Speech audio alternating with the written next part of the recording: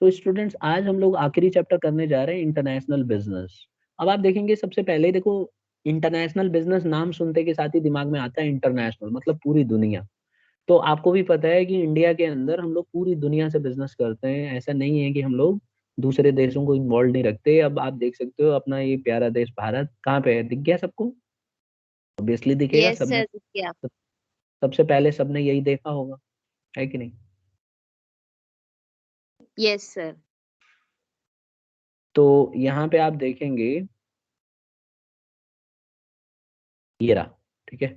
अब यहाँ पे आप एक बात बताओ, अभी हाल फिलहाल में न्यूज आया है, अभी कल परसों का न्यूज है। इंडिया अफगानिस्तान की मदद करना चाहता है, ठीक है। और ये जहाँ ये रखा हुआ है ना लेजर, ध्यान से देखो लेजर अब दिखेगा आपको, हाँ। यहाँ पे हमारा अफगानिस्तान है, ये वाले रीजन, ठीक है। आपने देखा होगा अभी ये लेटेस्ट न्यूज चल रहा है।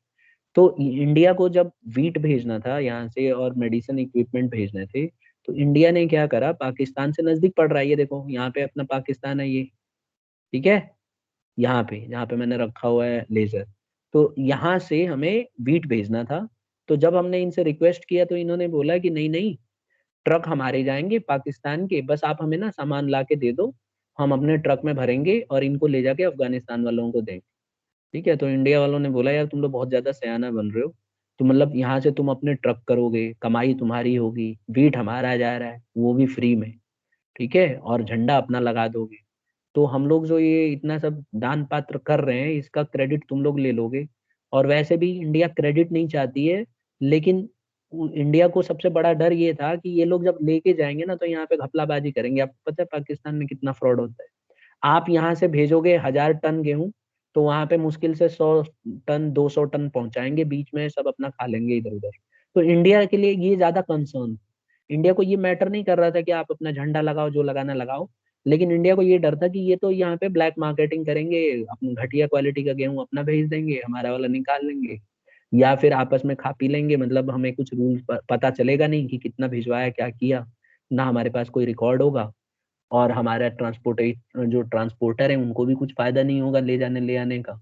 तो इंडिया ने बोला कि भाई ऐसा है, कोई दूसरा अल्टरनेट ढूंढना पड़ेगा। तो इंडिया ने क्या किया कि यहाँ से सीधा गया ईरान के पास, यहाँ देखो चाबहार पोर्ट है, यहाँ इंडिया ने बनवाया था पहले। यहाँ से सामान को इस तरफ भिजवाया, हालांकि ईरान के साथ भी बन नहीं रही अच्छी अफगानिस्तान की, फिर भी ईरान ने मदद करने के लिए बोल दिया।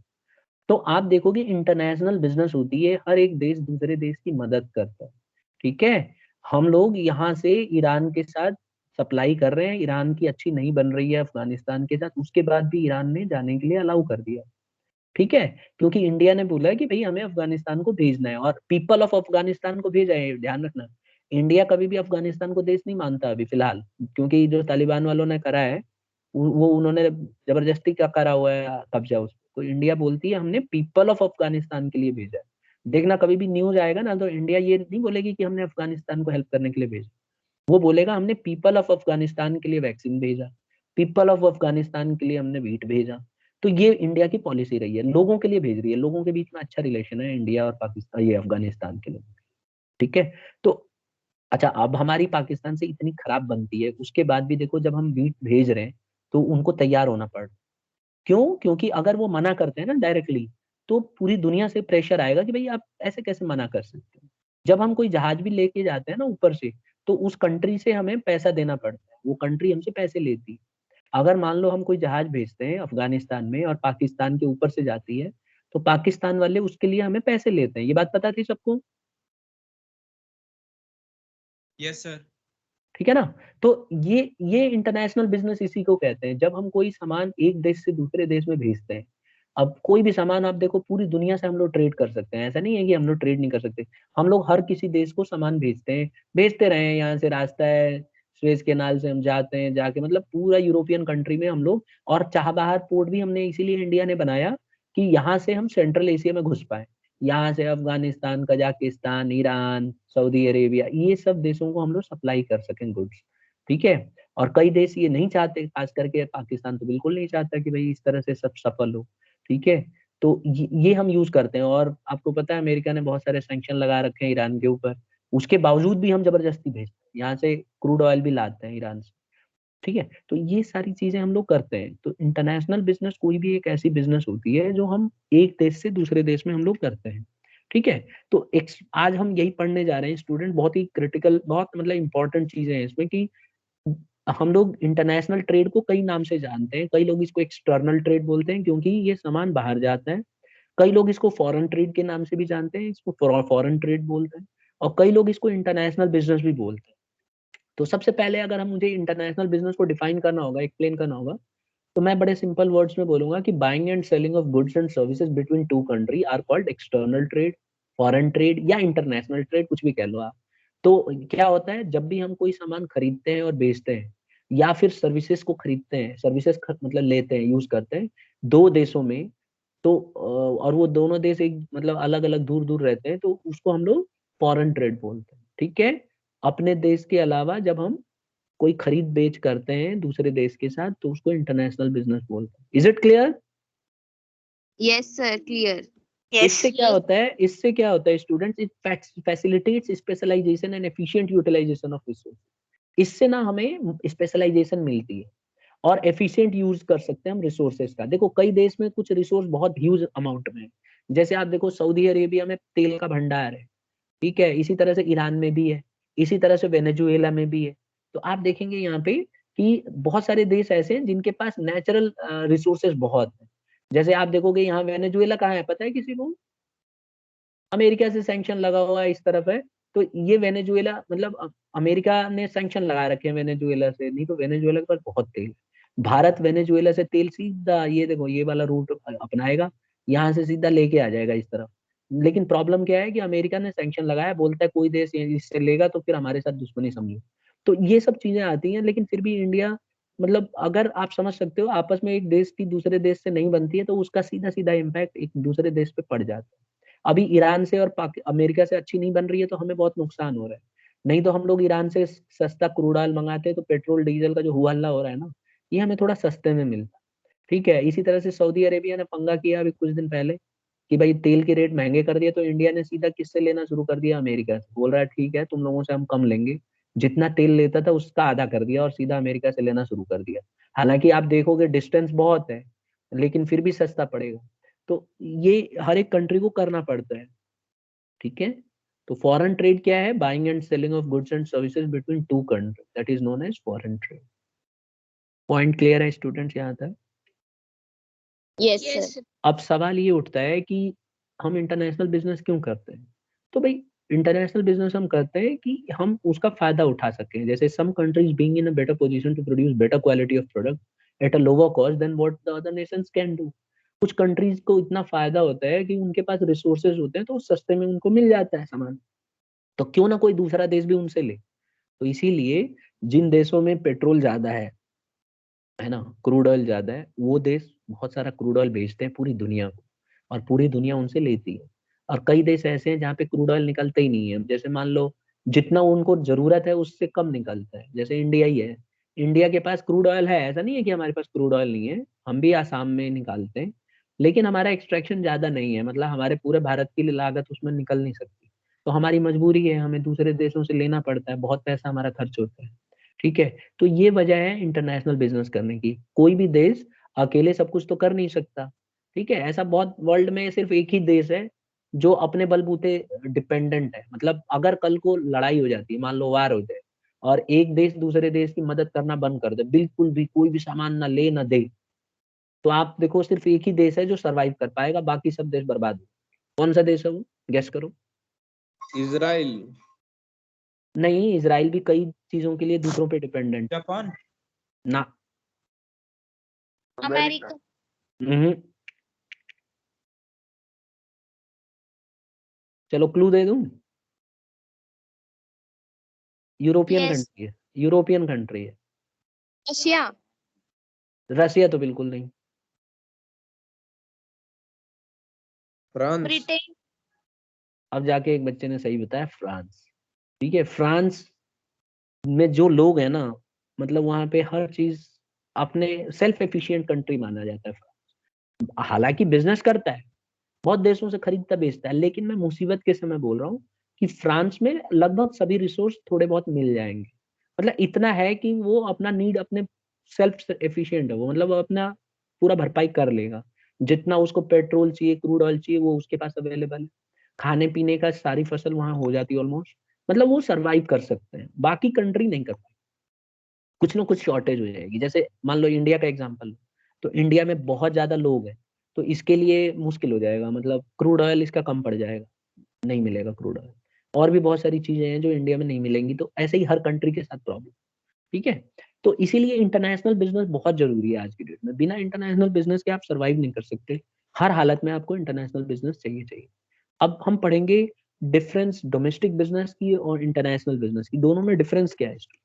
देखिए, सबसे पहले तो अगर मैं नेशनैलिटी पॉइंट ऑफ व्यू से देखूं, तो डोमेस्टिक बिजनेस जो है, buyer and seller belong to one nation. पिछले चैप्टर में हम पढ़ चुके हैं कि डोमेस्टिक बिजनेस होती है कि एक ही देश के अंदर बायर और सेलर दोनों होते हैं। जितना भी हमने इंटरनल ट्रेड पढ़ा, उसमें आपने एक चीज नोटिस किया होगा स्टूडेंट, सबको हमने पढ़ा कि बायर और सेलर जो थे वो विद इन द कंट्री थे। मानते हो ना? Yes, sir. Yes. और इंटरनेशनल बिजनेस के अंदर ऐसा नहीं है। इंटरनेशनल बिजनेस के अंदर अलग अलग देश के लोग होते हैं। ठीक है, तो international business they are from different country, और डोमेस्टिक बिजनेस के अंदर है they belong to a same country. Number one. Number two, stake holders. Stake holders का मतलब है कि जो यहाँ के सप्लायर हैं, एम्प्लॉयज हैं, मिडिल मैन हैं, are the citizens of the same nation. जो भी इसमें सप्लायर होते हैं, एम्प्लॉयज होते हैं, और जो काम कर रहे होते हैं, वो सब एक ही देश से बिलोंग करते हैं। सबका स्टेक जो है वो उसी कंट्री से बिलोंग करता है। और इंटरनेशनल बिजनेस में various stake holders different country के बिलोंग करते हैं स्टूडेंट्स। अलग अलग देश के लोग होते हैं इसमें। ठीक है, तो यहाँ पे आप देखेंगे वेरियस स्टेक होल्डर्स होते हैं डिफरेंट डिफरेंट कंट्रीज के। Am I clear to all? Yes, sir. Clear. Yes, sir. ठीक है, अब तीसरे नंबर पे जाते हैं, कस्टमर हेट्रोजेनिटी। देखो यहाँ पे क्या है कि सिमिलैरिटी है। अगर आप देखो तो डोमेस्टिक में क्या होता है कि कस्टमर जो है ना, मोर होमोजीनियस इन नेचर, सब में ऑलमोस्ट सिमिलैरिटी होगी। जैसे इंडियंस में देखेंगे ना, तो आपको सिमिलैरिटी मिलेगी, एक से समान होंगे। लेकिन जब हम इंटरनेशनल बिजनेस करते हैं तो हेट्रोजेनियस होते हैं। यहाँ पे लैंग्वेज अलग अलग मिलती है, लोगों के प्रेफरेंसेस अलग अलग होते हैं, सबके कस्टम अलग अलग होते हैं।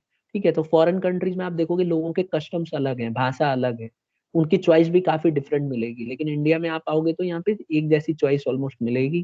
ठीक है, तो होमोजीनियस इन नेचर होते हैं डोमेस्टिक बिजनेस में। ठीक है, लेकिन इंटरनेशनल बिजनेस में होमोजीनियस नहीं होता, वहाँ हेट्रोजीनियस होता है। लैंग्वेज अलग होती है, प्रेफरेंसेस लोगों की अलग होती है। Is this point clear to all? Yes, sir. Yes. Sir. Next next आता है student business system and practices. देखो, अगर हम देखें ना, तो इंडिया के अंदर जो सिस्टम है ट्रेडिंग का, वो सिमिलर मिलेगा। क्यों? उसकी वजह है क्योंकि इंडिया के अंदर हमारी सरकार के जो रूल्स होते हैं ज्यादातर सबके लिए एक बराबर है। जैसे अगर हम लोग मान लो मान के चलते हैं कि यहाँ जीएसटी लगती है, तो जितने भी स्टेट है सबके ऊपर जीएसटी लगती है, सबका सेम प्रोसीजर है। टैक्स सबका एक बराबर लगेगा, मतलब रूल्स जो है सबके लिए अप्लाई होगा, all over the country apply होगा। तो इसीलिए यहाँ पे आप देखोगे जो बिजनेस का सिस्टम है और प्रैक्टिस है वो that is similar in nature. आप जीएसटी देते हो तो आपको एक सिमिलर अमाउंट देना पड़ेगा, और हर एक प्रोडक्ट के लिए निश्चित किया गया है गवर्नमेंट के द्वारा कि इतना टैक्स लगेगा, तो आपको देना देना है। लेकिन इंटरनेशनल बिजनेस में आपको प्रैक्टिसेस अलग अलग मिलेंगी। कहीं पे टैक्स का रूल अलग है, दूसरे देश में कुछ अलग है, तो आपको वहाँ के अलग अलग रूल्स को फॉलो करना पड़ेगा। कुछ कंट्री ऐसी भी है जहाँ पे टैक्स ही नहीं लगता। ठीक है, अब जैसे बताओ कौन सी कंट्री है जहाँ टैक्स नहीं लगता, जहाँ लोग अपनी ब्लैक मनी ले जाके छिपाते हैं। आपने कई बार सुना होगा कि कई लोग जो बेईमान होते हैं, जो जो England. ईमानदारी नहीं करते, वो अपना पैसा ले जाके वहां पे छिपा देते हैं, वहां पे बिजनेस लगा में पैसा लगा देते Dubai. हैं। हाँ बोलो। Sir, UK. यूके नहीं है। यूके में पता है क्या है? यूके में दूसरा टाइप का है। यूके में ये है, हाँ यूएई। किसने बोला यूएई? मैंने सर नमन नाम बताओ। नमन नमन नमन, बिल्कुल सही आंसर है बेटा, यूएई। देखो यूएई में क्या है कि यूएई में ना एक रूल है कि वहां पे ना, वहाँ यूएई की गवर्नमेंट टैक्स नहीं लेती। आप कोई भी बिजनेस करो, कुछ भी कमाओ, उससे कोई फर्क नहीं पड़ता, वहां की गवर्नमेंट ने टैक्स लेना ही नहीं है आपसे। तो लोग क्या करते हैं कि बिजनेस यहाँ इंडिया में चलाते हैं और उसका हेडक्वार्टर यूएई में रख देंगे अपनी कंपनी का। अब रूल ये कहता है कि जहाँ पे कंपनी का हेडक्वार्टर होगा वहीं पे टैक्स देना होता है। तो क्योंकि वहाँ की सरकार टैक्स नहीं लेती, तो वहाँ नकली कंपनियां स्टार्ट कर देते हैं, सारा पैसा यहाँ से वहाँ भेजते रहते हैं और वहाँ अपना टैक्स का पैसा बचा जाते हैं। ठीक है। अब ये है तो गलत, कई लोग इसको मतलब इलीगल तरीके से, कई बार आपने सुना होगा कि यूएई में कई लोग फ्रॉड करते हैं, तो यही वजह है, क्योंकि वहाँ पे रूल अलग है। आप वहाँ इसके लिए कुछ कर नहीं सकते। और एक बच्चे ने जो यूके का बताया ना, यूके में पता है आदमी के लिए रूल है कि अगर मान लो कोई वहां पे आदमी चला जाता है और वहां की गवर्नमेंट को टैक्स प्रॉपर देता है, तो फिर वो एक जिम्मेवार नागरिक माना जाएगा और उस पे दूसरे देश का केस चलेगा तो पहले कंट्री देखती है कि मेरे देश में ईमानदार है, तो फिर उसको ईमानदार मान लिया जाता है जब तक उस देश में रहता है। तो इसीलिए आपने देखा होगा यहाँ के जो बिजनेसमैन है, जो बेईमान बिजनेसमैन है, यहाँ से सीधा भाग के यूके में चले जाते हैं, वहां अपना प्रॉपर टैक्स देते हैं और बचे रहते हैं। ठीक है। और इंडिया कुछ भी नहीं कर पाती, क्योंकि वहाँ के रूल्स ऐसे हैं कि वहाँ का कोई अच्छा नागरिक जो टैक्स दे रहा है, अगर उसको कोई दूसरी कंट्री अपने जेल लेके जाती है, अपने कंट्री में सजा सुनाती है, तो पहले वहाँ का क्लियरेंस कराना पड़ेगा। वहाँ की गवर्नमेंट यानी कि यूके की गवर्नमेंट अपने हिसाब से उसको बोलेगी कि फैसिलिटी दो, अच्छी जेल हो, टीवी होनी चाहिए जेल में, और सारी फैसिलिटीज एक नंबर की होनी चाहिए। और इंडिया में तो आपको पता ही है कि कितनी बढ़िया फैसिलिटी देते हैं चोर उचक्कू। ठीक है। तो वो स्टैंडर्ड को हम फुलफिल नहीं कर पाते, तो इसलिए वहाँ के जो जज हैं वो मना कर देते हैं भेजने से। तो इस तरह की कुछ गाइडलाइंस है वहाँ के रूल्स, तो इतना कॉम्प्लिकेटेड हो जाते हैं इंटरनेशनल बिजनेस के अंदर। आप देखेंगे प्रैक्टिसेस, अभी तो मैंने 2 ही देश का बताया, ऐसे बहुत सारे देश हैं जहाँ पे प्रैक्टिसेस एकदम अलग अलग हैं, वहाँ पे बिल्कुल टोटली डिफरेंट रूल अप्लाई होता है, और जब तक वहाँ की सरकार नहीं चाहेगी आप ला नहीं सकते जबरदस्ती। तो इस तरह के ट्रांजेक्शन होते हैं, डिफरेंसेस होते हैं। समझ में आ गया?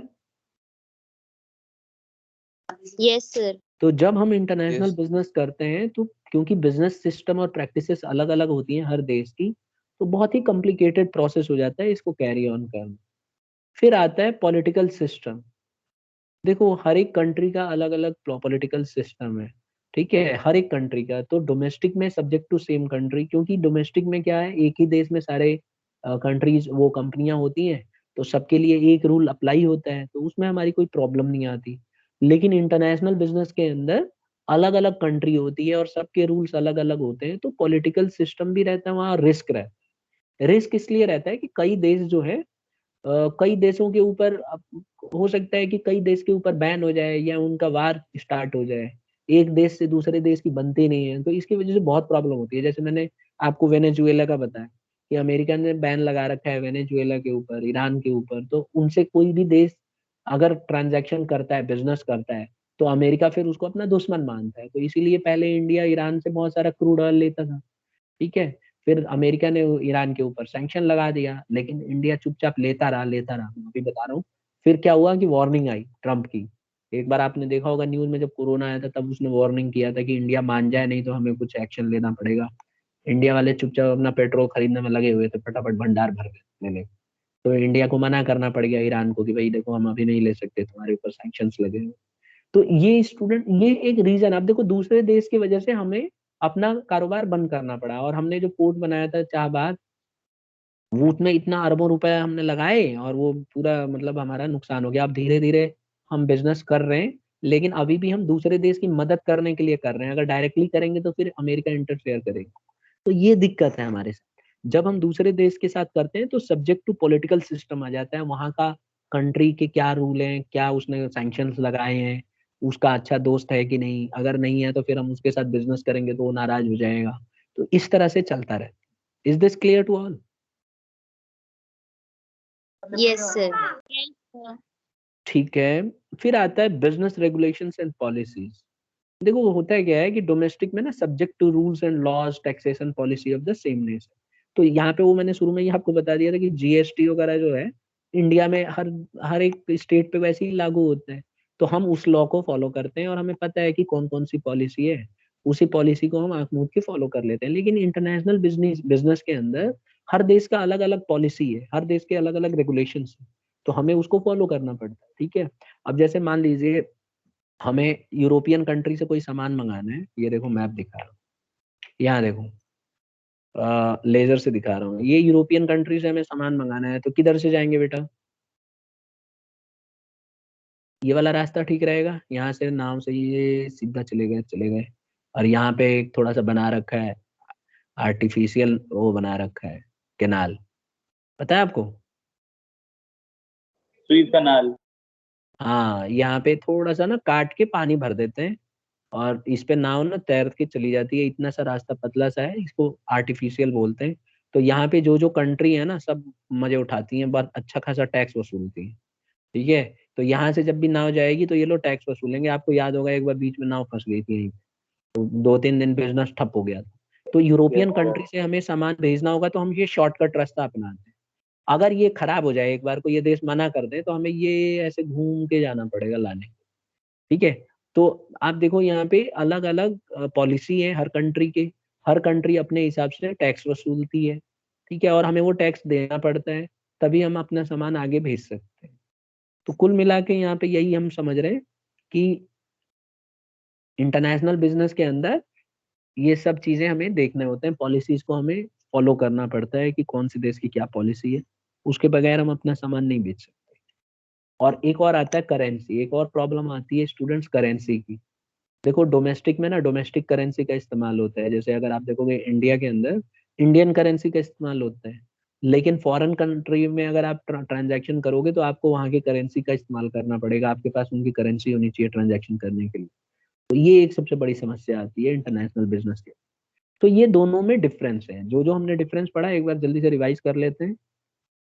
देखो सबसे पहले बात होती है नेशनैलिटी की, तो बायर और सेलर अपने देश के होते हैं, एक देश के होते हैं, जबकि इंटरनेशनल बिजनेस में अलग अलग देश के होते हैं। दूसरा है स्टेक होल्डर्स, यहाँ पे जो जिनका दाव में लगा होता है पैसा, वो सब डोमेस्टिक बिजनेस के अंदर supplier, employee, middleman, share holders और भारत के नागरिकों का पैसा होता है। और अगर मैं इंटरनेशनल बिजनेस में देखूं तो दूसरे स्टेक होल्डर्स जो बाहर के लोग हैं उनका पैसा फंसा हुआ होता है। यहाँ पे अगर आप देखो तो होमोजीनियस है, मतलब समानता मिलेगी आपको लोगों के प्रेफरेंसेस में। लेकिन अगर आप इंटरनेशनल बिजनेस में देखोगे तो यहाँ पे आपको समानता नहीं मिलेगी, दोनों में आपको विभिन्नता मिलेगी, ठीक है। फिर आ जाते हैं हम लोग बिजनेस सिस्टम एंड प्रैक्टिसेस। तो यहाँ पे आप देखेंगे यहाँ पे सिस्टम जो है एक जैसा रहेगा डोमेस्टिक में, इंटरनेशनल में अलग अलग सिस्टम मिलेगा आपको, ठीक है। पॉलिटिकल देखा जाए तो एक ही कंट्री का पॉलिटिकल सिस्टम होगा, इसलिए रिस्क कम होगा यहाँ। जबकि इंटरनेशनल बिजनेस में ज्यादा खतरनाक रिस्क रहता है, पता नहीं कौन सा देश क्या कल को रूल बना दे और किस देश के साथ शामिल हो जाए, ये बहुत खतरनाक हो सकता है। फिर है बिजनेस रेगुलेशन, यहाँ पे रूल्स, लॉज, टैक्सेशन पॉलिसी हर एक ही होती है, सेम नेशन की होती है। और यहाँ पे subject to rules and policies जो है अलग अलग नेशंस की होती है। करेंसी की बात किया जाए तो currency of the domestic country होती है, यहाँ currency more than one country होती है। तो अब जैसे इंडिया में आप कोई ट्रांजैक्शन करोगे तो रुपए में काम चल जाएगा, जब अगर आप सऊदी अरेबिया, यूएई वहां से करोगे तो वहां के अलग करेंसी है, ठीक है स्टूडेंट्स, यहाँ तक सबको समझ में आ गया? Yes Yes. सर। ठीक है, तो अब कोई पूछना है तो पहले पूछो। सर अगर कोई इंडियन कंपनी ही किसी आउटर कंट्री में है और वो इंडिया से रॉ मटेरियल मंगा रही है, तब भी इंटरनेशनल ट्रेड में काउंट होगा? बिल्कुल होगा बेटा। देखो मैं बताता हूँ आपको एक एग्जांपल, यहाँ देखो। अ- देखो यहाँ पे क्या हुआ, हमारी एक कंपनी है इंडिया की, उसने जाके ना ईरान में, यहाँ ये मार्क देख रही हो जो मैंने लेजर दिखाया है, यहाँ पे ईरान है। यहाँ यहाँ पे ना ये जो समुद्र है यहाँ, ठीक है, यहाँ पे क्या किया, ओएनजीसी है जहाँ तक मुझे याद आ रहा है, ओएनजीसी कंपनी जानती हो ना, सुना है ना नाम ओएनजीसी? Yes sir. इसने जाके यहाँ पे एक्चुअली ये बताया गया कि यहाँ पे बहुत सारा क्रूड ऑयल मिल सकता है, लेकिन इसको को खोजना था। आप समुद्र मैप में तो बहुत छोटा दिख रहा है ना, आप कई कई किलोमीटर, कई हजारों किलोमीटर में फैला हुआ है। तो यहाँ पे क्या हुआ, इंडिया को ना, इंडिया ने और ईरान ने मिलकर ये तय किया कि इंडियन कंपनी ने बोला कि हम लोग यहाँ पे ना क्रूड ऑयल का ढूंढेंगे, सारा पैसा हम अपना लगाएंगे और मिल जाएगा ना तो आधा आधा बांट लेंगे। ईरान तैयार हो गया, ईरान ने बोला ठीक है, अच्छी बात है, आपके पास पूरा पैसा है, लगाओ पैसे, ढूंढो, कल को अगर यहाँ पे आप ढूंढ लेते हो कोई भी चीज तो हम दोनों आधा आधा उसमें पार्टनरशिप कर लेंगे, ठीक है, और पूरी दुनिया में बेचेंगे। अभी क्या हुआ, कुछ साल पहले इंडिया ने, ओएनजीसी ने यहाँ पे ढूंढ लिया, बहुत ज्यादा मतलब तादाद में मिल गया था रिसोर्स, मतलब इतना पेट्रोल डीजल वहां पे मिल गया, बहुत कुछ क्रूड ऑयल की खदानी मिल गई एक तरह। तो इंडिया ने डिक्लेयर कर दिया, इंडिया की कंपनी ने बोला भाई हमारे मिल गए, अब हम इसको करते हैं। लेकिन उसी दौरान अमेरिका ने सैंक्शन लगा दिया इसके ऊपर, ईरान के ऊपर। तो ईरान ने एक तरह से ना मना कर दिया, एग्रीमेंट ही तोड़ दिया। उसने बोला भाई देखो, हम मतलब हम इसके ऊपर विचार करेंगे, अभी आप नहीं मतलब ये सब नहीं कर सकते, अभी हमारी पॉलिसी चेंज हो गई है और हम इस पे सोचेंगे। तो इंडिया की जो ओएनजीसी थी, इसको कई 100 करोड़ का नुकसान, ऑलमोस्ट 500 to 600 करोड़ उसके बेकार चले गए, क्योंकि ढूंढने में बहुत पैसा खर्च किया। तो फिर और भी कंपनियां थी, रिलायंस भी शायद जहां तक मुझे याद पड़ता है इसमें इन्वॉल्व। लेकिन इंडिया को फिर वही है कि इंडिया के वो अपने रिलेशन खराब नहीं करने थे। वैसे तो इन्होंने एग्रीमेंट तोड़ा, इन्होंने थोड़ा सा रूल चेंज कर दिया कि नहीं अभी हम हमारी कंपनी खुद इसमें करेगी और बेचेगी, अभी आप रहने दो। तो एक तरह से आपने खोज के ढूंढ भी लिया, फिर वो दूसरे देश को पता चल गया, कंफर्मेशन हो गया कि हाँ मिल जाएगा यहाँ पे, फिर वो अपने अपने बोल रहे हैं हम अपनी कंपनी लगाएंगे निकालने के लिए ऑयल है। तो इससे तो नुकसान हमारा ही हुआ ना। तो यस सर। रिसोर्सेस हमारे यूज हुए, मशीन हमारी लगी, पैसा हमारा लगा, हमारे देश का लगा, हमारे देश की कंपनियों का लगा, और फायदा वो उठाएंगे अब। तो ऐसा कई बार हो जाता है कि रिसोर्सेस का हम अपना इस्तेमाल करते हैं। वहाँ ऑब्वियस सी बात है, हमारी कंपनी जब वहाँ ढूंढ रही होगी तो हमारे देश के ही नागरिक वहाँ गए होंगे, हमारे इंजीनियर्स होंगे, हमारे लेबर्स होंगे। ठीक है, तो रिसोर्सेस हमने यूज किया, फायदा उनको हो गया। अब इंडिया ने इसलिए नहीं बोला कि मतलब इस पे, इंडिया चाहती तो इंटरनेशनल कोर्ट में जा सकती थी इस बात को लेके, बल्कि कंपनी ने बोला भी था, तो इंडियन गवर्नमेंट ने बोला अभी रहने देते हैं, नहीं तो इतनी सी बात के लिए 500 करोड़ के लिए हमारे दोनों देश के बीच में संबंध खराब हो जाएंगे, बाद में देखते हैं। ठीक है, क्योंकि चाबहार पोर्ट वाला मसला था ना, इंडिया नहीं चाहती थी कि इसमें कुछ ज्यादा प्रॉब्लम क्रिएट। ठीक है, और ईरान उसका फायदा उठा रहा था। तो ऐसे होता है कंट्रीज। अब आप समझ रहे हो ना, इंटरनेशनल बिजनेस में कितना क्रिटिकल प्रॉब्लम आ जाती है कई बार। Yes sir. अगर इंडियन कंपनी इंटरनेशनल कोर्ट में जाती, क्योंकि बिजनेस के लिए एक अलग से कोर्ट है, ठीक है, तो वहां जाती तो ऑब्वियस सी बात है, ईरान को कोर्ट आदेश देती कि आप इसके पैसे पे करो। लेकिन इंडियन कंपनी को गवर्नमेंट ऑफ इंडिया ने बोला हम कंपनसेट कर देंगे, अभी इस मुद्दे को थोड़ा रहने देते हैं। ठीक है, क्योंकि आगे भी हमें बिजनेस करनी है, अब ये चाबहार पोर्ट को हमें इस्तेमाल करना है, बहुत सारा सामान हमें यहाँ से सेंट्रल एशिया में भेजना है, तो इतनी सी बात को लेके फिर हमारे विवाद हो जाएंगे। ठीक है, तो वो मामला शांत हो। तो इतना फर्क पड़ता है इंटरनेशनल बिजनेस। और कोई? No sir. अभी आपने सुना होगा चाइना जो है वन रोड वो बना रहा है ना, पॉलिसी है उसकी, हमें पाकिस्तान में बना रहा है, आपने इको में पढ़ा हो। ठीक है, तो वन वहां पे क्या चाइल्ड पॉलिसी। हाँ, क्या? नहीं नहीं, वन चाइल्ड पॉलिसी नहीं, रोड बना रहे हैं ना। अब चाइना क्या कर रहा है, रोड कनेक्टिविटी कर रहा है। तो वो रोड का क्या कर रहा है, देखो यहाँ से मैं दिखा रहा हूँ मैप में, ये रहा हमारा, ये पाकिस्तान है। ठीक है, तो ये क्या कर रहा है, ये चाइना ने यहाँ से ऐसे ऐसे करके एक रोड बना के यहाँ तक लाया। इससे क्या हुआ, ये सीधा यहाँ पे आ जाएगा, मतलब समुद्र में शॉर्टकट। पहले इसको घूम के आना पड़ता था। पहले कैसे आता था, पहले ऐसे जाएगा यहाँ से, ऐसे ऐसे ऐसे ऐसे ऐसे ऐसे, यहाँ से घूमते हुए आएगा। ठीक है, यहाँ से ऐसे निकलता था, तो इंडिया की सारा यहाँ पे वॉच रहता था। इंडिया यहाँ से इस पे निगरानी रखता था, इधर अमेरिका रखता था इस तरफ। तो इसको थोड़ा सा धमका भी देते थे इंडिया वाले, मतलब यहाँ से ज्यादा नौटंकी करेगा तो गड़बड़ हो जाएगी, और पैसे भी लेते थे इंडिया वाले यहाँ से। ठीक है, अब यहाँ पे जब आ जाएगा तो पैसे नहीं देगा वो, क्योंकि वो तो हमें पाकिस्तान को देगा ना, यहाँ से सीधा रोड बना है। और ये रोड में दिक्कत आ रही है लेकिन बना रहा है। तो आप समझो, यहाँ पे जितने भी उसके इंजीनियर्स हैं, वर्कर्स हैं, सब वो अपने देश से ला रहा है, पाकिस्तान के वर्कर्स को नहीं रखा हुआ है। कई बार सुना होगा, कई जगह बम ब्लास्ट हो गया था तो चाइना वाले मर गए। तो चाइना की गवर्नमेंट ने पाकिस्तान को बोला कि भाई आप पैसे दो, कंपनसेट करो। इतने पैसे मांग दिए, पहले ही भीख मांग रहा है वो, ऊपर से कई करोड़ मांग दिए। पाकिस्तान की वैसे हालत खराब हो रखी है, उधार ले रहा है आईएमएफ से। ठीक है, अब उल्टा वो उसके ऊपर दबाव बना रहा है, तो अपनी बोल रहा है अगर तुम लोगों से नहीं हो पाएगा तो हम लोग अपने लोगों को भेजेंगे यहाँ पे, आर्मी को। तो ये पॉलिसी होती है कंट्री टू कंट्री, रिसोर्सेज का इस्तेमाल होता है दूसरे देश। ठीक है, यस सर। यस। ठीक है, तो एक तो पूछ लिया एक बच्चे ने, और कुछ?